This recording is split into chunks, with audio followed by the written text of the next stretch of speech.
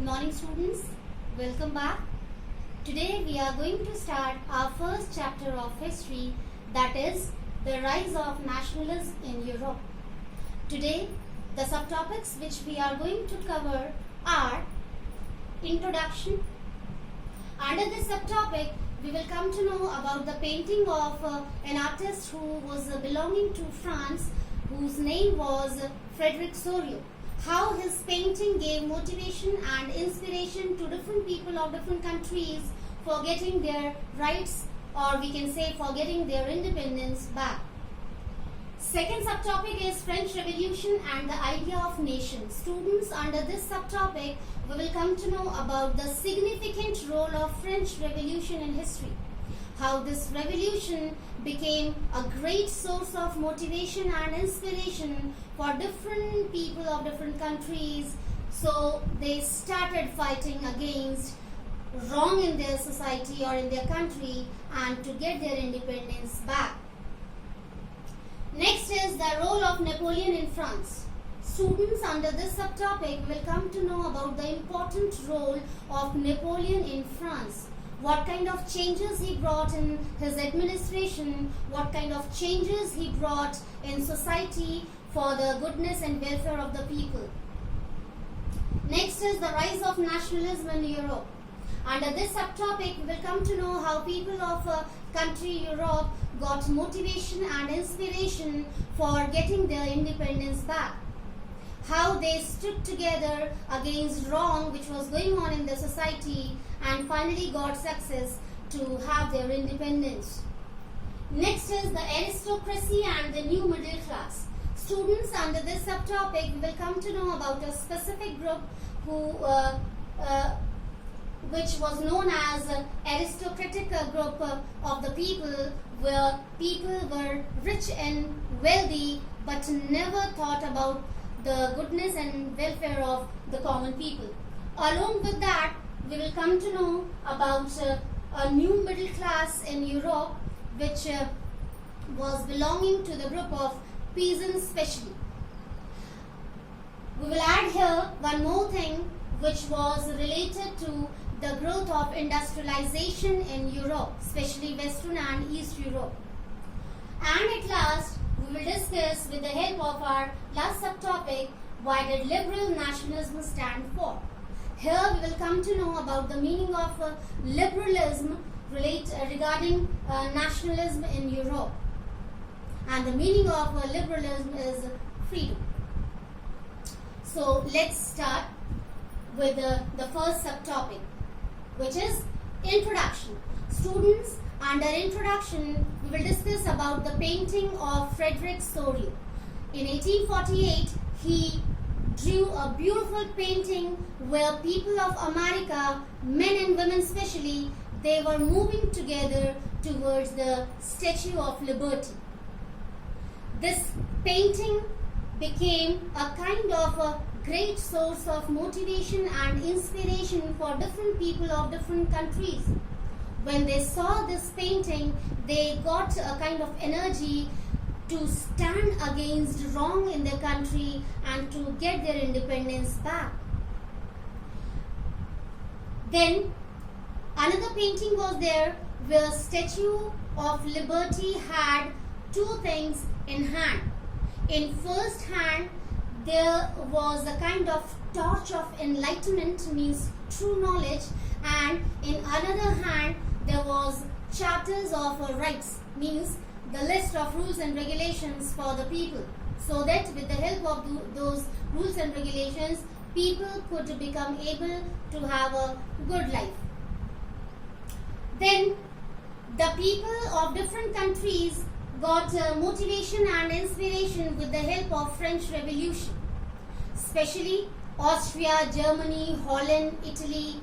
So many countries were there where people got motivation with the help of these kind of paintings, especially where they observed how unity could play an important role to get their rights back or to get their freedom back. Now, our next subtopic is French Revolution and the idea of nation. Here, students, the people of Europe got motivation from the French Revolution for getting their independence back. As in France, what happened when there was the rule of Louis XVI, who was the king of France, people suffered a lot from different problems. As we know that he gave special privileges to those people who were supporters. He did not take care of common people. The rules and regulations which were framed by him were totally in favor of those people who always gave support to him. He never thought about common people. He never gave preference to the common people of the society. And finally, what happened? The result was French Revolution. When people became unable to bear all those things, they stood together for getting their independence back, or we can say for getting their rights back, for establishing equality and freedom there. And really they got success. They became able to abolish monarchy system from there and got success to establish democracy there, where all the people got equal rights and became able to lead a meaningful and dignified life. Here we have to discuss about the important role of French revolutionary students. They played a prominent role to help the people of Europe for having nationalism in their country. The French revolutionaries, they decided they had a kind of motto or purpose in their life. What was that? That was to move country to country for spreading the motivation and inspiration of nationalism there. They wanted that the people who were living in those countries where democracy was not there, where they were suffering from different problems, especially discrimination and inequality, they should get motivation and inspiration to get their rights back. And they did that.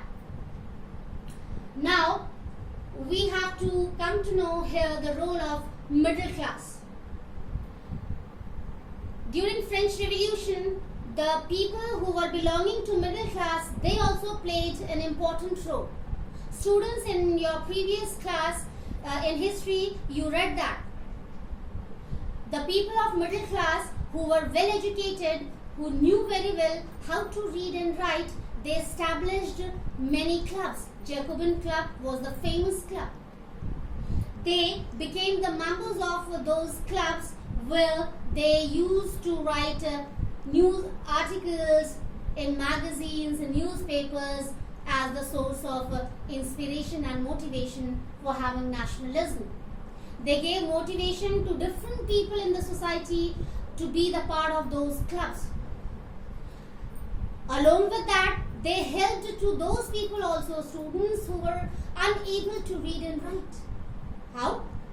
They, in front of them, used to read the newspapers, the articles loudly, so that they could understand what was there in newspaper or what was the purpose of those kind of news.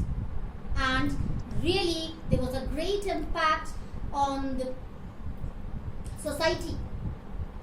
Now, students, we have to move towards our third subtopic, that is the role of Napoleon in France.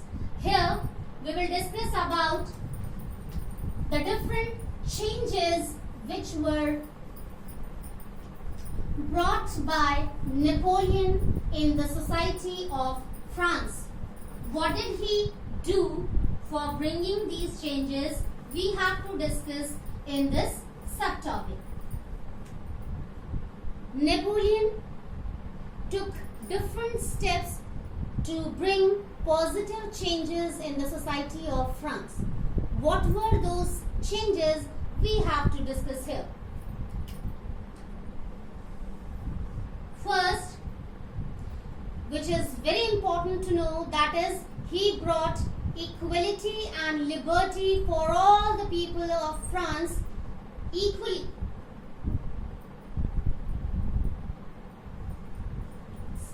establishment of equality and liberty. Really, students, Napoleon was the person who tried to establish equality and liberty for all the people of France equally, and he got success there. And because of that, he got full support of the people of France. How equality and liberty? Really, he gave the facility, the privileges of right to vote to all. Women who were ignored in the society every time by rest of the people of the society, in the society of Napoleon, we can say, in France, they got full respect along with equality and liberty. Second was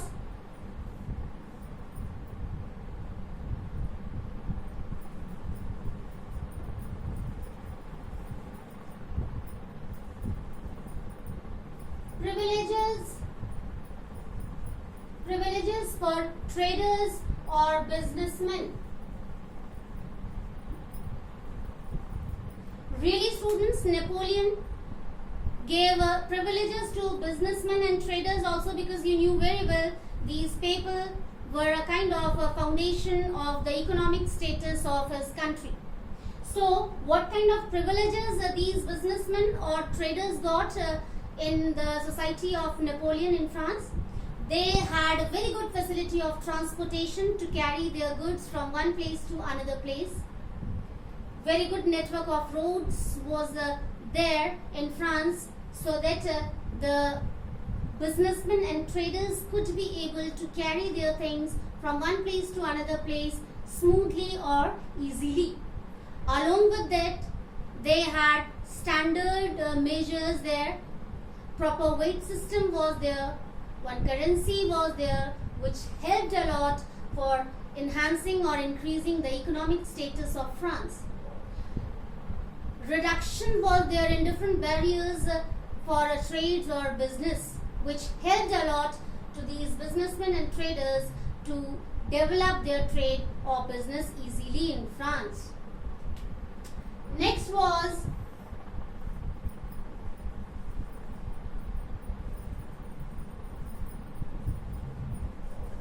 men had a right to vote. Really, students, under the ruling period of Napoleon, men had the right to vote there. They were able to cast their vote to have their candidates or representatives who could be able to form the government there, and they had a great trust there that if they had chosen the good representatives, no doubt they would work for their welfare and goodness. And same was going on there. Next was, we can write here,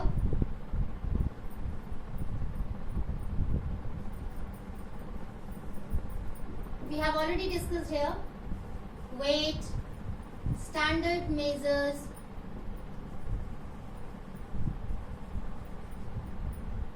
one currency. Okay, already we have discussed here under privileges of businessmen and traders. Now,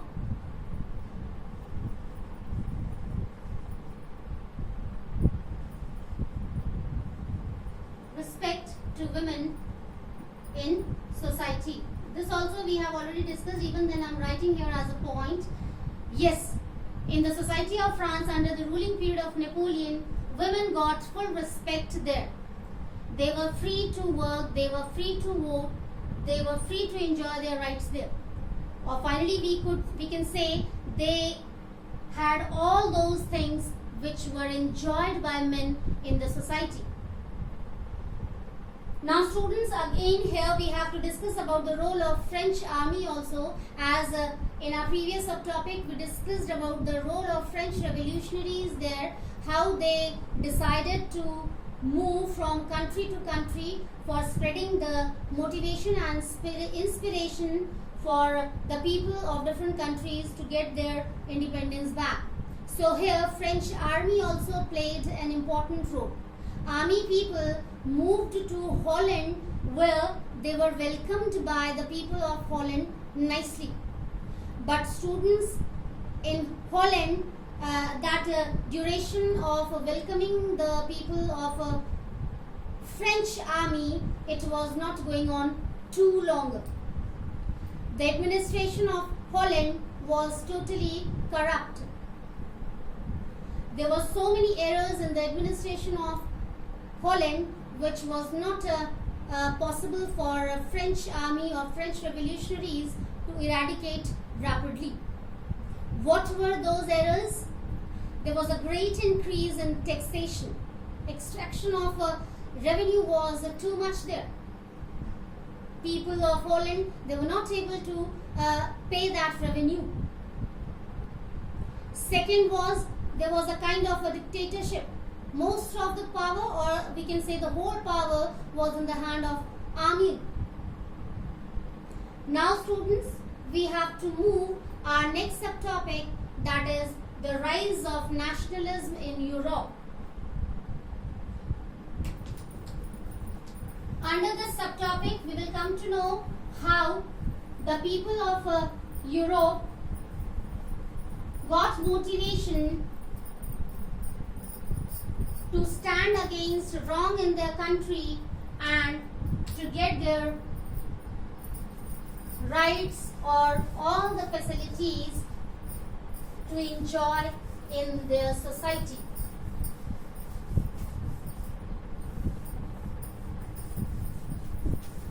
First, we have to discuss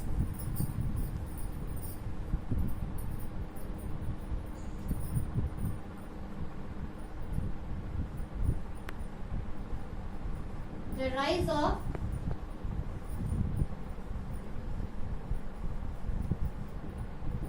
nationalism in Europe. Students, here we have to discuss, there were different countries, especially Germany, Italy and Switzerland, where different kingdoms were there, where different rulers were ruling. So many territories were there, like cantons and other territories, where people had different diversities on different bases, which led to inequality or lack of unity. For example, in Lombardy, people used to speak Italian. In Hungary, people used to speak Magyar. In Galicia, people used to speak Polish. And all these things were quite sufficient to have inequality or discrimination in the society of Europe. People did not have the sense of unity. Now, we have to move towards a special group of people there. There was another group of people in Europe which was belonging to agriculture or farming. The group was of peasants and farmers. They were also living in different areas like Slovaks, Bohemians in north, Croats in south and Romans in east. So we can understand different people were there in different territories in Europe having various diversities, which was quite sufficient to have inequality and discrimination kind of problems there, which were kind of obstacles or hindrances in the way of nationalism. People were far away from the sense of nationalism. Now students, we have to move towards our next subtopic, that is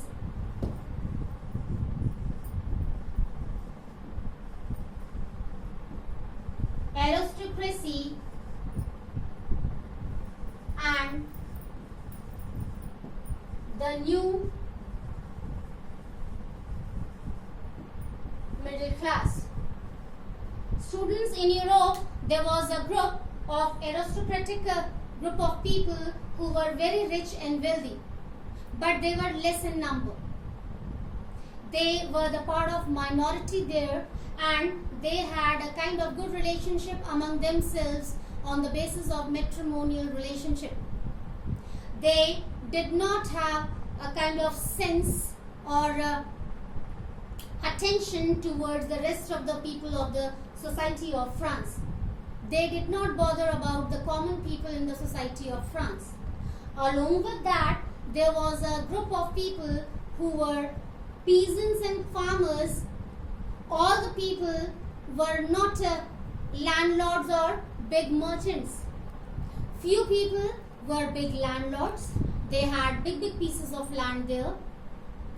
Few people worked as tenant on the pieces of others' land, and few people were jobless laborers, or we can say beggars. Beggars were those people who used to work on the pieces of others' land without any payment.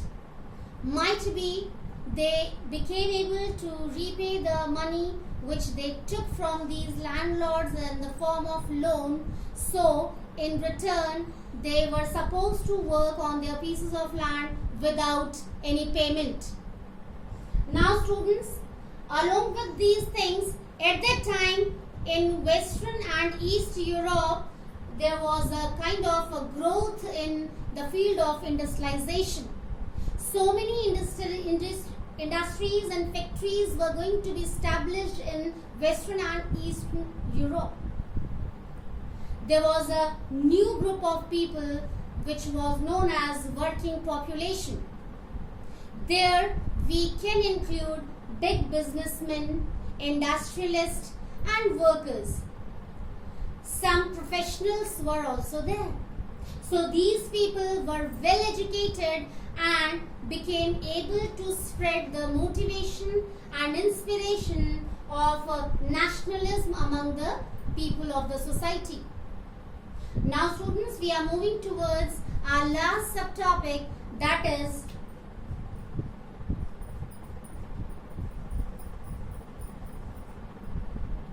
why did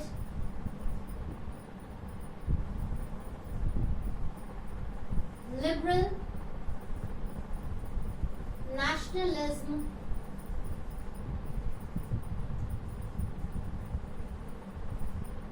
stand for?